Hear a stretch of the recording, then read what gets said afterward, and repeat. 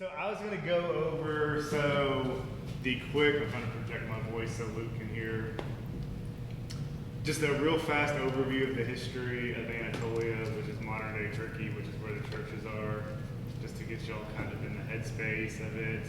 Then I'm going to roll into like biblical literature, apocalyptic literature specifically, which the letters to the seven churches are a part of because they're in Revelation. Good? Okay. All right. Hopefully this will work. This is a little slow. Okay, there it goes. And everyone can see that, or is there a glare? I'm trying to adjust it. Looks good. Can everyone see? Okay. So there's a place called Saitel Hayuk, and that is an early civilization there, and it dates back to about 7,000 BC. I just wanted to show you all that. That people have been living in Turkey for a long, long time. So this is an early look at it. This is going to be about the Bronze Age. The big kingdom there is the Hittite kingdom. They live there. The coast of this, I don't know if you can tell, the coast of Turkey, or Anatolia as we're calling it, that's going to be where the early Greek civilization is. A lot of people think of like Greece as in like Athens, Spartan, which is on kind of mainland Europe. The early Greeks are going to be here on the far western coast, actually. Do we know Homer, who wrote the Odyssey, the Iliad, who's a famous Greek poet? He's actually from this area. A lot of people are like, oh, he must be from Athens or Sparta or something like that. He actually would have never, ever been to the Greek islands or to any of that area. So the big kingdom here is the Hittite kingdom, also the Mitanni kingdom. Even though it's a smaller thing, the Hittites are actually more powerful. Later on, you get to the Neo-Hittites. They're going to actually encounter the Israelites. Uriah, one of the commanders in Joshua's army, is a Hittite, and he's part of this Neo-Hittite group that is also there. The Assyrians are going to be another powerful group as well that comes into the area. The Hittites are going to be on par with the Egyptians. Just to give you an idea, I think everyone knows Egypt. We all know Egypt. Everyone knows Egypt. The Hittites are going to be on par with them. In fact, they'll have the world's first peace treaty at the Battle of Kadesh, when they bang up into each other in the Levant, which is the area of Israel.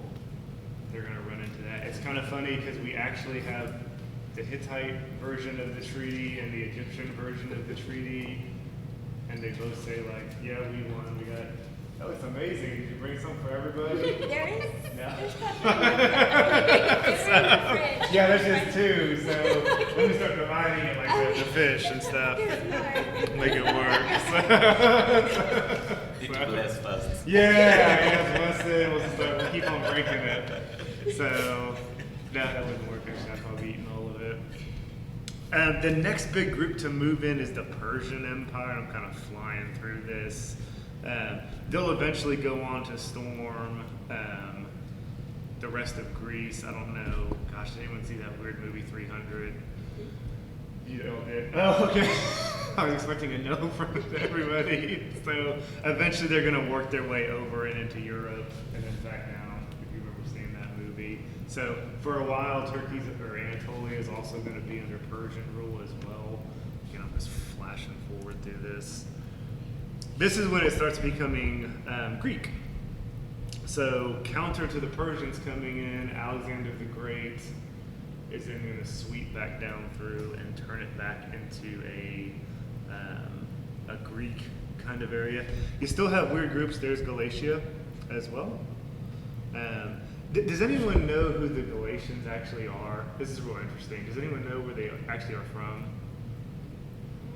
No? Anyone? They're from Gaul. Do you know what modern Gaul is? It's France.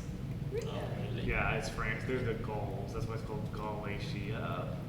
So They're they're from probably, France. this is probably the snootier region. The bougie. The bougie, still snootier region. No, they're actually French. They're Wow. ultimately French people that are, Gauls. They're not quite as sophisticated yet, so. Rome is obviously going to start moving in. They're going to have a lot of problems with Galatia, and there's a region, I can't quite see it, Bithynia and the Pontus region are going to give them a lot of problems. There's an interesting guy called Mithridates IV who ran around. He was kind of like the super villain of Rome. He's an interesting person. He was so worried about being assassinated, and in ancient worlds you usually poisoned everybody, so he used to constantly consume poison to try to build up an immunity to it. So he was an interesting guy. He would actually run down and convince, there's still Persian people there. He would convince them to ultimately like perform genocide and kill a lot of people down there, so Rome did not like him. So he's kind of but it's Mithridates IV, if you all want to read about him. There's a big book about him called The Poison King, because he constantly drinks poison because he's afraid someone's going to poison him. So I'm sure his mental faculties were perfect. So, and then ultimately it's going to become Roman, and that's what we're going to get into on this which side a little bit also. It's hard to see and bend over. So that is ultimately going to become Rome. There are the weird provinces for it. So this little front part is Asia Minor. When we say Asia Minor, it's actually a province. Does anyone know who came from Cilicia, where Tarsus is? Anyone? Anyone? See, Pastor's not paying attention. He probably knows this answer, but he's not actively listening. Say that again. What famous person came from the province of Cilicia, and Tarsus is there? The city of Tarsus is in Cilicia. Paul. Yes, that's right, Paul. Paul came from there, and it is right down there on the coast. It's known as Paul of Tarsus. Yes, Yeah. yeah. Does anyone else know what Cilicia is famous for? It's kind of funny. It's pirates. Right. Pirates. And you don't think about it, but in the ancient world, if you're moving a lot of stuff, you're moving it on boats in the Mediterranean. Pirates are a big problem. It's a big deal. The guy who probably should have been the first emperor was a guy named Pompey. He actually spent a lot of his life and got famous as a pirate hunter. We had to get rid of him. So, world's probably most famous kidnap victim that no one knows about was Julius Caesar. When he was a teenager, he was kidnapped by pirates. They would kidnap elite families and ransom them.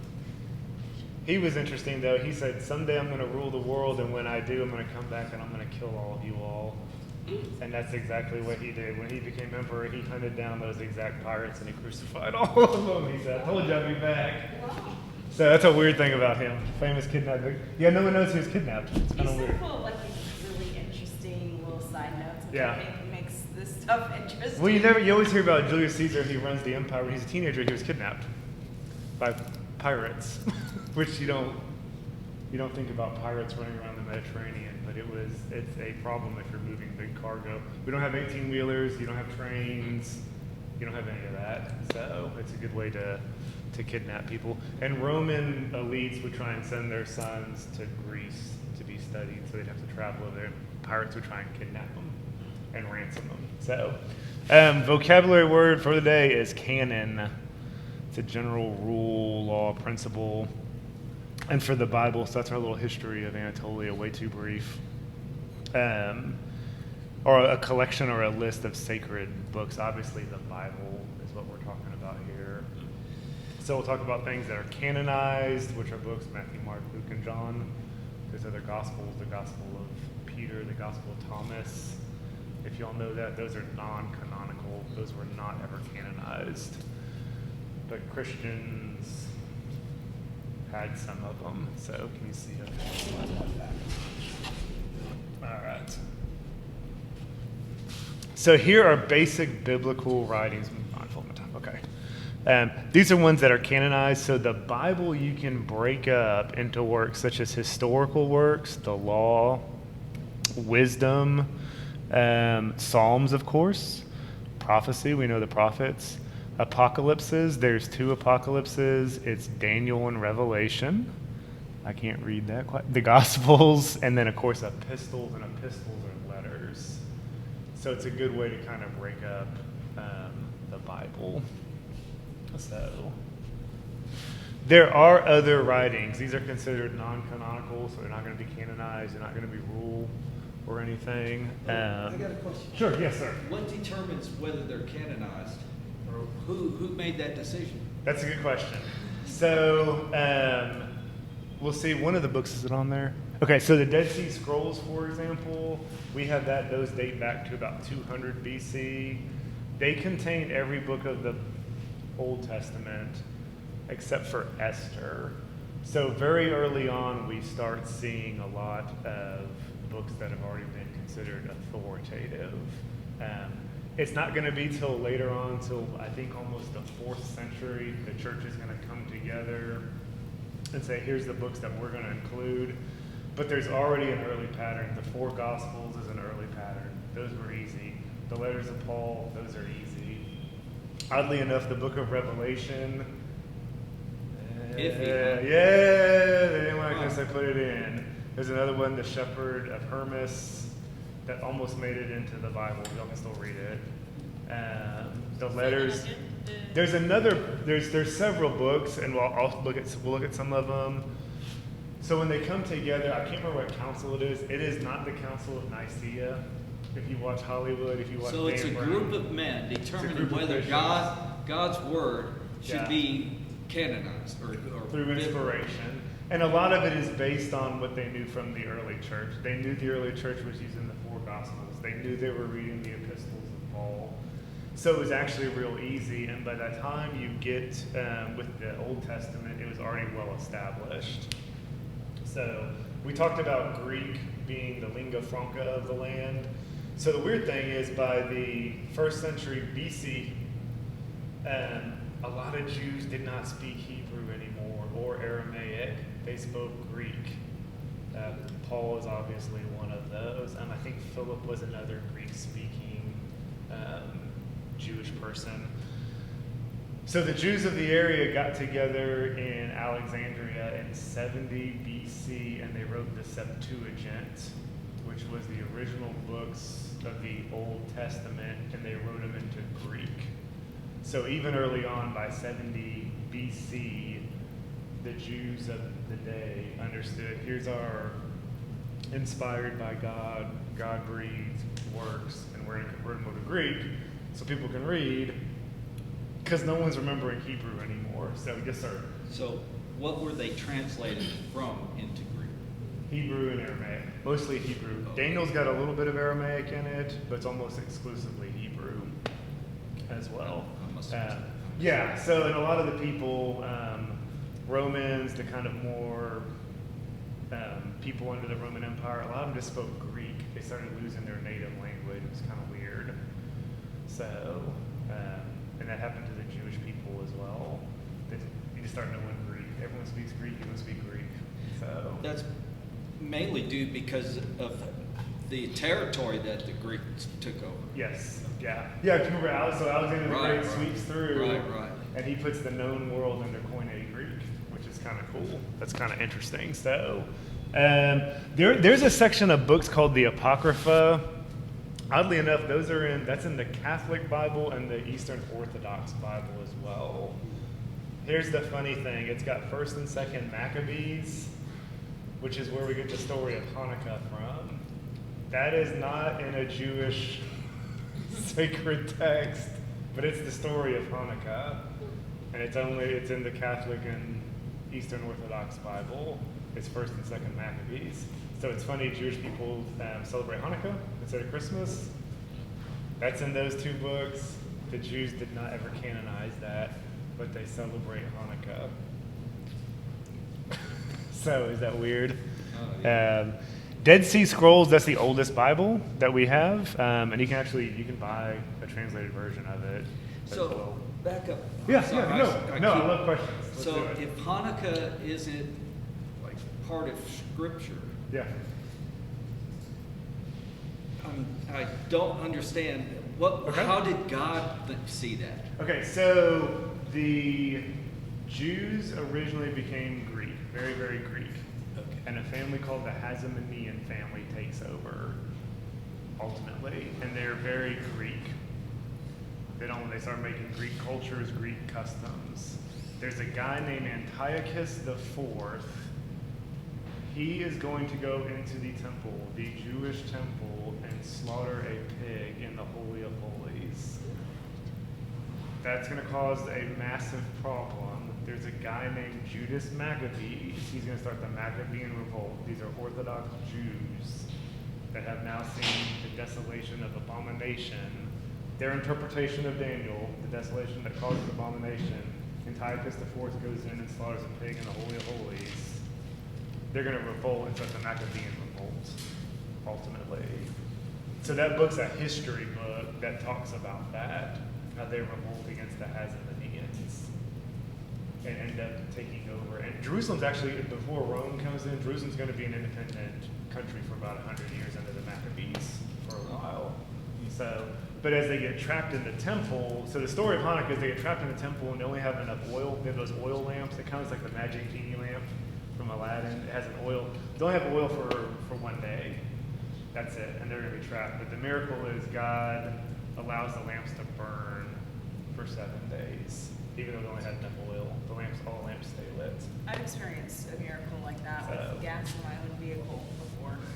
Yeah. Seriously, like it was on E and it was all the way brought up. It was crazy. Yeah. So that would be, I would consider that like a history type book, like Kings or First and Second Chronicles, things like that. Still inspiring, but for whatever reason they never canonized it, which is weird. The Protestants didn't either. It's in the Apocrypha, but the Catholics. So if you had an actual Catholic Bible, it'll go Old Testament, Apocrypha, New Testament. So interesting. Yeah, I know, interesting. I think it's a funny fact how it's a deep part of Jewish history, and they're like, we don't need it in there. So the Nag Hammadi, that was a series of scrolls found in the Nag Hammadi desert. It contains Gnostic works. So the Gnostic Christians are not really Christians. There's a bunch of them. Gnosis is Greek for knowledge or wisdom. They believe that through weird rituals or whatever, they could attain enlightenment or get to heaven. You get a lot of early heresies this way, like God was just a man. God was not a man at all. He was actually just Jesus. So like God had an adopted works-based? spirit. There's Yeah. a lot of idolatry in that. Yeah. Do they still exist? Not really. Not really, they don't. You get some people that are like, oh, I'm a Gnostic, but I it's think such an mentality ancient. is Yeah. there. We still The have to spirit combine is that. there of Yeah. it. But as far as having actual group, these are real groups of people that live, that eventually the early councils of the church, Nicaea 325, is the Arian controversy. They're going to have to figure out, was Jesus just the Spirit of God? Was Jesus just a man? Is he the hypostatic union, which is God and man together? The early church is going to have to figure this out. So, the Gospel of Thomas has been in the news a lot. If anyone knows Dan Brown and Da Vinci Code, those books, movies with Tom Hanks, the Gospel of Thomas is probably the most famous work to come out of the Nag Hammadi library. And it's just a series of sayings. Again, you can read it online. Jesus said this, Jesus said that, Jesus said this. It was really pushed for a while, about 20 years ago. I'm like, oh, this is the authoritative stuff. No one in the early church believed that. It was never canonized. So, the other one is the Pseudepigrapha, which just contains a big bulk of works. It's 300 BC to 300 AD. You can get stuff like the Ascension of Isaiah, the Gospel of Philip, the Gospel of Paul. These are just other writings that people are writing. Pseudo means fake. Pigrapha is writing. It's people just writing, saying, "Oh yeah, I'm Paul. Here's my gospel." That's not true. The early church Are knew it we wasn't. allowed to read those other texts? So I have the Pseudepigrapha, and you can buy it. You can probably find a lot of this online also. I hate sometimes reading stuff online. I still like a book. I looked through it. It's an insight into the early church. So when I was doing my thesis work on the Whore of Babylon, I pulled from the Dead Sea Scrolls. They were also an apocalyptic group, the Essenes were. And it just gets you into kind of the headspace on what was going on in first century Judaism, which the Christian church absolutely was. The early church was called the Way. Roman soldiers start calling them Christians originally, but I have no doubt the very first generation of Christians, they were just Jewish. Paul tries to teach in synagogues. They didn't see themselves as something different. You know, whether the Pharisees or the Sadducees, those were two other big Jewish groups at the time. They were Jews. We're all Jews. I know Paul died believing he was a Jew. He didn't see himself as like, I'm a Christian, I'm something different than what my father was. There's no way, you know. They all very much viewed them as a sect of Judaism. So that's other writings, if you all want to kind of look at it, and we can go over more of those in detail. Lost books and letters that are mentioned in the Bible. Here's something a lot of people don't know. We don't have every single thing ever written by people that we believe were inspired by God. So you can find these mentioned in the Bible. There's, I think, 30. I'm trying to look. There are over 30 books that are mentioned in the Bible that we do not have. So if someone can find those, I would appreciate it. So, for example, the book of Jasher is mentioned in both Joshua and 2 Samuel. There is a book of Jasher, but it was written in the medieval times. That's not it. The actual book of Jasher, we don't know. There's a book called The Wars of the Lord. That's referenced in Numbers 21. We don't have it. Paul tells the people at Colossae to read his epistle that he wrote to the Laodiceans, which we'll talk about in the church at Laodicea. That's also in Asia Minor. So he says, oh yeah, refer to my letter that I wrote to the Laodiceans. We don't have that, unfortunately. When he's writing to the Corinthians, he's like, so I already wrote you before, but we don't know what he wrote them. So 1 Corinthians is like 1.5 Corinthian letter. We know he wrote other stuff to them. We don't have it though. So one of the problems is, we talked about in the first century going to codexes, you start writing on papyrus, you start writing on vellum, which is animal skin, and it'll just deteriorate. We're not on clay or stone tablets anymore, which is unfortunate. So some of those we don't have. Not yet. So Dead Sea Scrolls discovered in 1948. They totally changed our understanding of. So maybe in a hidden cave somewhere, which the Dead Sea Scrolls were, and a shepherd boy found them. Maybe we'll find the letters. So I was going to go over apocalypses real fast. I know we're short on time. So one thing I want to say is, a lot of people think apocalypses are eschatology. Eschatology is the theology concerned with final events, history, the ultimate destiny of humanity. An apocalyptic work does not have to deal with that per se. And a lot of them, if you read them, and I've read a lot of them, do not deal with that. So I just want everyone to understand. Just because you say something, we always say, oh, it's apocalyptic, meaning like it's horrible, it's the end of the world. That's not true. That's not how they would understand an apocalyptic work. Apocalyptics are very dreamlike, and we'll get into that in a second. So here's my little trying to fit in with the younger crowd. As Drake saying, apocalypses are part of theology concerned. No, that's not true. Eschatology is the part. There's a difference, okay? So I always want to make that clear. If people are talking about like, oh, it's doom and gloom, it's the end of the world, that's eschatology they're actually concerned with. An apocalypse does not have to particularly deal with that. Total side note, Armageddon is a place. It's not an event. Armageddon is a place, not an event. Well, not yet. No, I know people are It's like, not an event people yet. are like, oh, it's like Armageddon. Do you mean the Valley of Armageddon? Are you gonna go there? So, but you hear it all the time. It's Armageddon. No, Armageddon is like way out east. Like way out east. It's over in Israel. So, apocalyptic literature as a type, their visions and revelations. A lot of them will have cosmic duality, good versus evil. This is a big theme. We know that. Present age, coming age, we see this in the New Testament also as well. Jesus and the apostles talk about that. They don't ever speak of a coming world. People confuse that. References and allusions to mythology, numerology, animal symbolism is big. There's the goats separated from the sheep. Jesus talks about that. That's using animals. I think Peter mentions one of them also. Let's see here. The idea of the unity of history and it's going somewhere. We're going through an age into another age. Apocalypses never talk about the physical world being destroyed. That's a goofy Hollywood thing.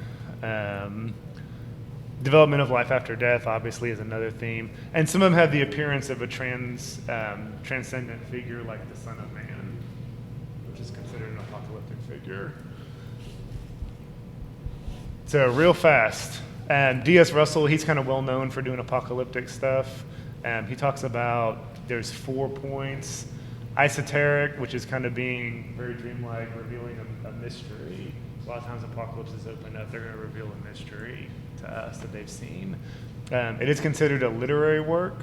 This is where it's weird. It's a creation by the author. They're not actual descriptions of an ecstatic experience, but they're trying to write down things that they've seen as best as they can. Does that kind of make sense? It's not like a play-by-play account of everything. They're like, here's this vision I had. Let me go ahead and try and write it down. They're not actively having a vision and writing it as they're seeing it. Does that make sense? I know it's kind of Like weird. trying to write your own dream down. Yes, okay. They're full of symbolism as well. And then pseudonymous apocalyptic literature is generally, though not always, we know a person named John wrote Revelation. A lot of times, though, they'll try and put their voice into a person's head, mouth. Abraham, Moses, Enoch. It's not actually that person. It's just an author using them to kind of give authority and validity to their vision. Proto-apocalypses, things that there's a lot of prophecy that kind of deals with vision, the end of the age, things like that. We have 5 minutes. Biblical apocalypses, Daniel 7 through 12, that's the weird visions that he has. The Olivet Discourse can kind of be seen as apocalyptic. It's not very dreamlike, but it's a little bit. The sheep and the goats that I talked about, that's in Matthew 25.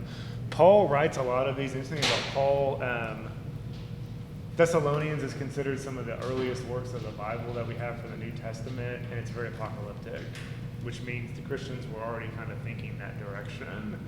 There's been a big pushback that, Christians weren't apocalyptic. That's not true.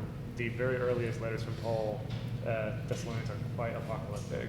They were already thinking the end of the age, the new messianic age was on us. And of course, the book of Revelation. So here's other apocalypses. You can find these online or at the bookstore. Books of Enoch, the Book of Jubilees, Testament, the 12 Patriarchs, Second Baruch. There's a couple of them right there. Real fast, date and author of Revelation. I think that's almost where we're going to end. That was where we're going to have to end. There's 2 ways to date the book of Revelation. It's known as early or late, and they tend to go by the Roman emperor that was alive at the time, if you want to get into an academic discussion. Neronic, as much as bizarre as that sounds, that's for Nero. He's going to be 65 to 69 AD. If they're saying a late date for Revelation, it's under Domitian, and it's 95 to 96. So those are usually the 2. Some people go real early, like 63. Some people try and push the date to 100, but this is pretty common. So there's Nero. Had a strained relationship with his mom. He probably ended up killing her. He probably ended up killing his pregnant wife also. When Rome catches fire, he was probably largely to blame for that, but he's going to blame Christians and start persecuting them.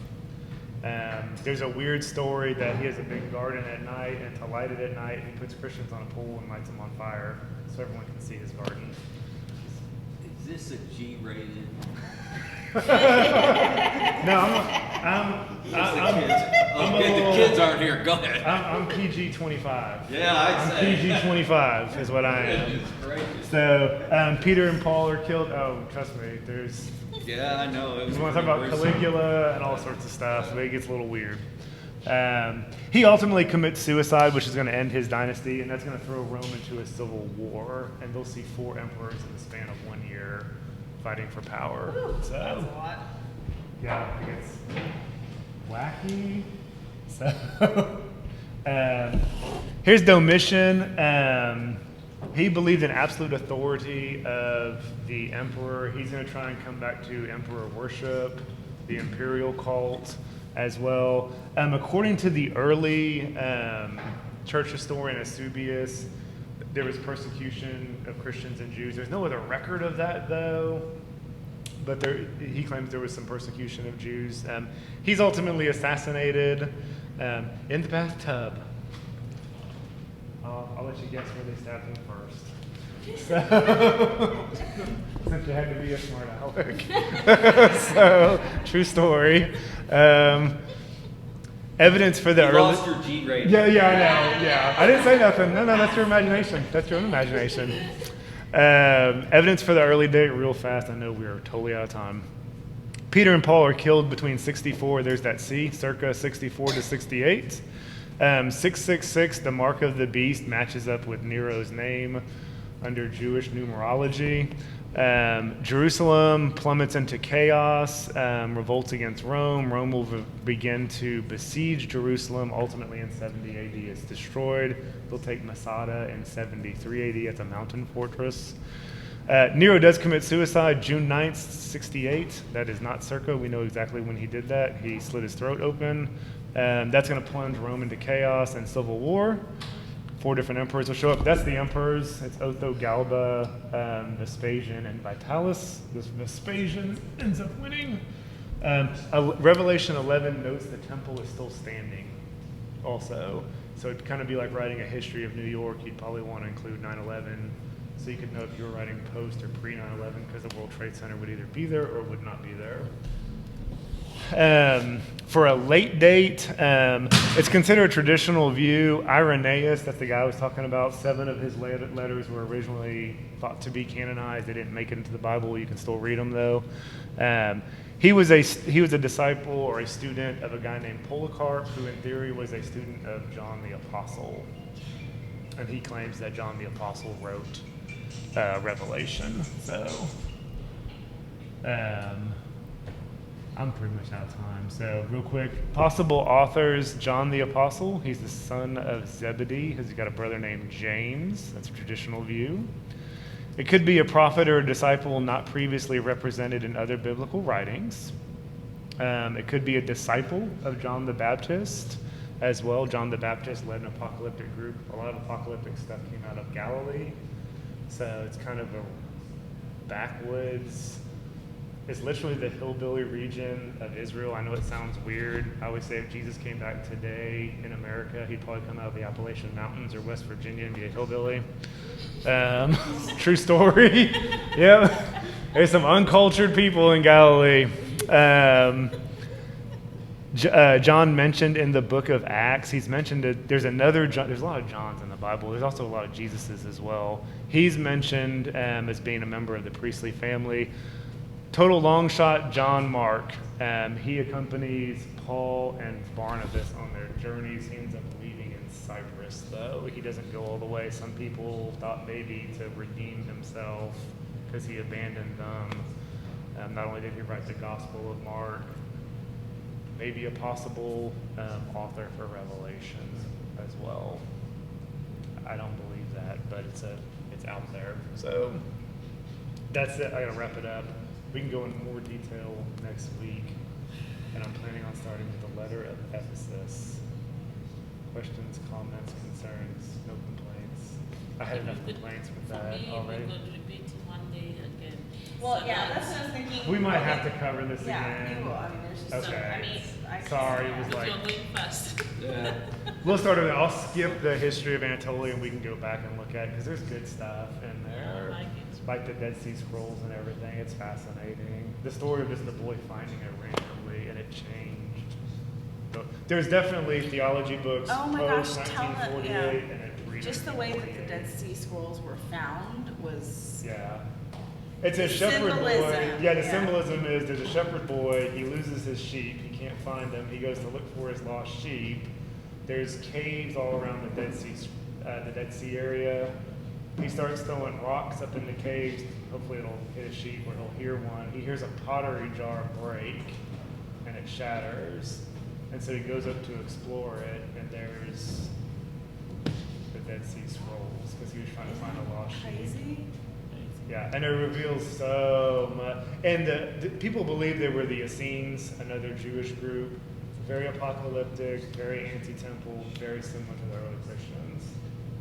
They had all the books of the Bible except for Esther, as I said. So we already know the Jews were using those books of the Bible as well. Yeah, it's cool. It is cool symbolism, Yeah. and it absolutely changed the way we do And What theology. this year is was just that? in the 1948. Yeah. Well, Just right well, post World War II. Yeah. Well, you know, because and where was Israel in that? What? So Israel is going to start gaining independence right there in 1948. Yeah. Yeah.